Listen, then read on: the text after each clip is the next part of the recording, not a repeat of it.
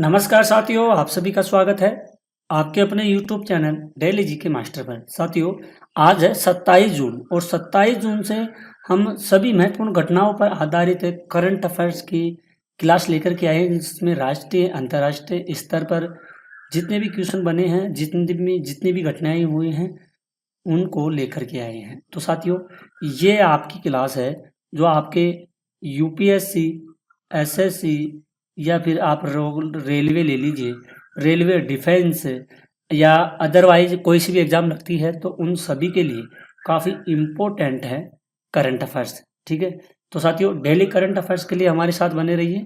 इसमें आप लोगों के लिए काफ़ी महत्वपूर्ण क्लासें मिलेगी और डेली ही आपको पीडीएफ फाइल मिल जाएगी। पीडीएफ का मतलब होता है कि आपको रिवीजन करने में आसानी होगी। मतलब एक तो आप वीडियो देखोगे पूरा 10-15 मिनट का, ठीक है, फिर पीडीएफ फाइल फटोगे देखोगे तो आपको सारा कंटेंट समझ में आ जाएगा। तो साथियों, इसलिए हम आपको बोलते हैं कि टेलीग्राम को ज्वाइन कर लेना, आप लोगों को पीडीएफ फाइल प्लस वीडियो मिल जाएगा वहाँ पे। ठीक है, तो बने रहिए, डटे रहिए। तो अब बढ़ते हैं अपन साथियों क्वेश्चन की ओर। तो पहला क्वेश्चन है, निम्न में से किस दिन संविधान हत्या दिवस मनाया जाएगा? तो संविधान हत्या दिवस ये साथियों मनाया जाता है 25 जून को मनाया जाता है। संविधान हत्या दिवस 25 जून को मनाया जाता। 1975 में आपातकाल की घोषणा की याद में इस दिन तत्कालीन सरकार द्वारा लागू आपातकाल को लोकतंत्र पर हमले के रूप में देखा जाता है। यह दिवस नागरिक स्वतंत्रता और संवैधानिक अधिकारों के महत्व को रेखांकित भी करता है। इसको ध्यान में रखना, ये वेरी वेरी इंपॉर्टेंट क्वेश्चन है साथियों, बहुत महत्वपूर्ण क्वेश्चन है, बोलना नहीं है इस क्वेश्चन को। आगे बढ़ते हैं। हाल ही में जारी वैश्विक शांति सूचकांक 2025 में भारत को कौन सा स्थान दिया गया है? तो शांति सूचकांक 2025 में इसमें भारत को स्थान मिला है 115वां स्थान मिला है। कितना हुआ? 15वां, 115वां स्थान मिला है। ठीक है, यह सूचकांक Institute for Economics and Peace द्वारा जारी किया जाता है, जो हिंसा, संघर्ष, शांति के स्तर को मापता है और भारत के रैंकिंग में आंतरिक सुरक्षा और सामाजिक स्थिरता जैसे कारकों पर भी ये क्या पड़ता है? प्रभाव पड़ता है इसका। ठीक है, आगे बढ़ते हैं। भारत सरकार ने 16 से 18 वर्ष की लड़कियों के लिए इनके द्वारा किस राज्य में कौशल प्रशिक्षण प्रदान करने के लिए नव्या योजना शुरू की गई है? तो ये नव्या योजना है। तो ये 16 से 18 वर्ष की लड़कियों के लिए शुरू की गई है और ये शुरू हुई है कहाँ पर? उत्तर प्रदेश में शुरू किया गया है। ठीक है, जो कौशल प्रशिक्षण प्रदान करने के लिए शुरू किया। यह योजना महिला सशक्तिकरण, रोजगार के अवसर बढ़ाने पर केंद्रित है, जिससे युवा लड़कियों को आत्मनिर्भर बना सके।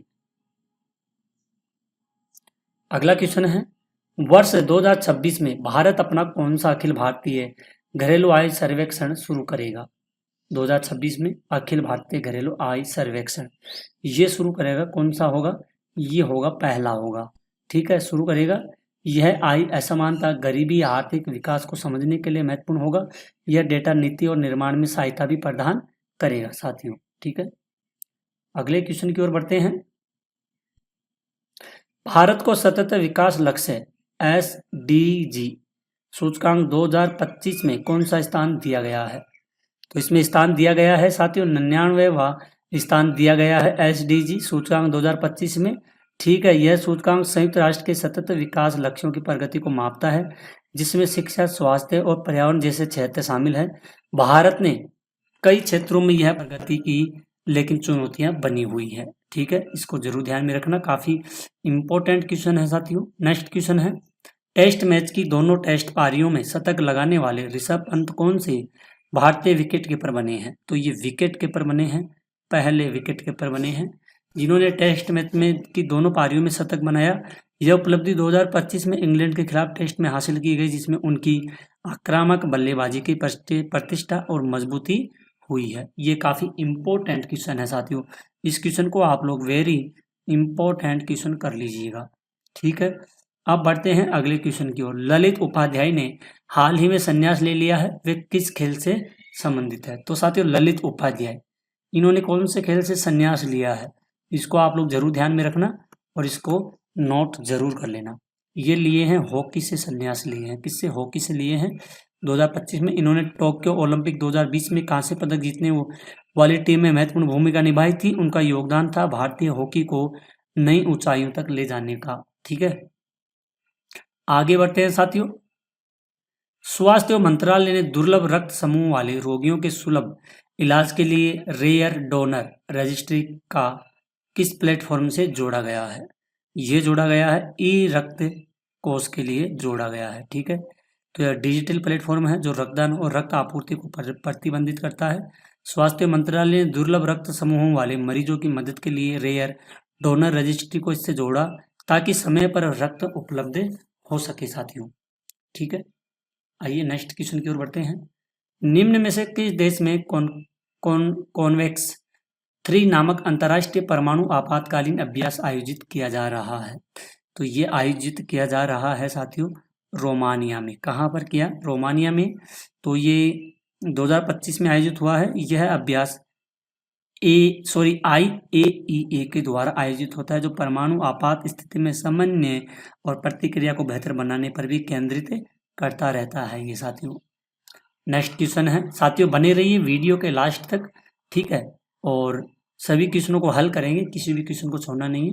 ईरान ने किस देश में अमेरिका के खिलाफ ऑपरेशन बसायर अल फतह के तहत हमला किया है? ईरान ने, तो ईरान ने किया है साथियों कतर देश के ऊपर किया गया है।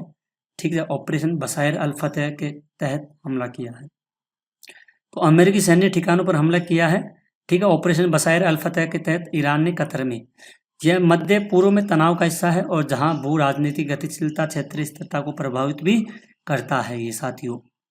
ठीक है, अगला क्वेश्चन है दोस्तों, दिलीप जोशी का 77 वर्ष की आयु में निधन हुआ है, वे कौन थे? तो ये साथियों इनका 77 वर्ष की आयु में निधन हुआ है दिलीप जोशी। ये कौन थे? ये थे एक क्रिकेटर थे। ठीक है, क्रिकेटर और बाएं हाथ के स्पिनर भी थे। इनका 77 वर्ष की आयु में निधन हुआ है। इन्होंने 33 टेस्ट में से 114 विकेट लिए हैं और अपनी आत्मकथा स्पिन पंच में भारतीय क्रिकेट की कई पहलुओं पर भी इन्होंने प्रकाश डाला है। तो इस क्वेश्चन को भी आप लोग महत्वपूर्ण कर लेना क्योंकि काफी इंपॉर्टेंट है ये। नेक्स्ट क्वेश्चन है साथियों, निम्न में से साथियों किस शहर में भारत का पहला निम्न शहर में से भारत का पहला of grid green hydrogen pilot plant शुरू किया गया है? तो इस क्वेश्चन को आप लोग जरूर नोट करना क्योंकि ये काफी इंपॉर्टेंट क्वेश्चन है साथियों। ठीक है, ये निम्न में से किस शहर का है? भारत का कौन सा शहर है जिसका क्या होगा साथियों? उस शहर का होगा पहला। कौन सा होगा? उस शहर का पहला होगा। ठीक है, भारत का पहला शहर कौन सा है जिसमें साथियों of grid green hydrogen pilot plant शुरू किया गया है? तो ये शुरू किया गया है कच्छ में। ठीक है, तो ये कच्छ में शुरू किया गया है। अब कच्छ की बात आती है साथियों इसमें, तो कच्छ कहाँ पर है? कच्छ होगा साथियों गुजरात में होगा।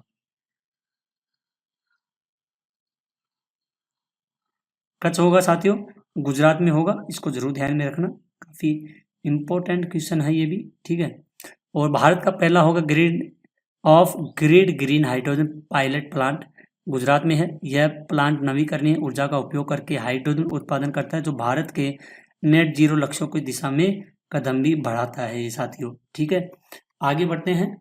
उससे पहले हम आपको बता दें साथियों, त्रिपुरा में कहां पर त्रिपुरा राज्य है वहां पर 96% से अधिक